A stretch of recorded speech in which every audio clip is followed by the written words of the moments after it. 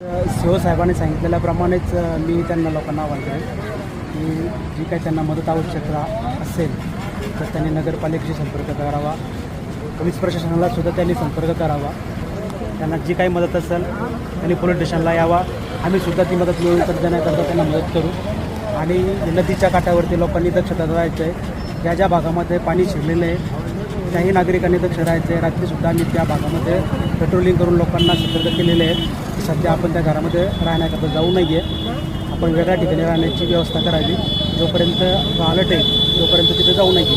त्याबाबत आम्ही सुद्धा नागरिकांना पेट्रोलिंग करून ये सिस्टमद्वारे माहिती देण्यात आली. सर, अभी पानी कम हो गया है, इसलिए लोग यहाँ पर सेल्फी लेने आते हैं और इसके ग्रिल टूट चुके हैं, तो परिवार के साथ आ रहे हैं और देख रहे हैं और सेल्फी ले रहे हैं. तो आपके माध्यम से और आपके कर्मचारी यहाँ पर तैनात है क्या?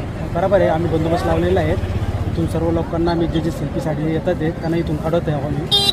आणि बंदोबस्त लावून असं कुणी इथं सेल्फी वगैरे काढून जास्त गर्दी करणार नाही याची दक्षता घेतो.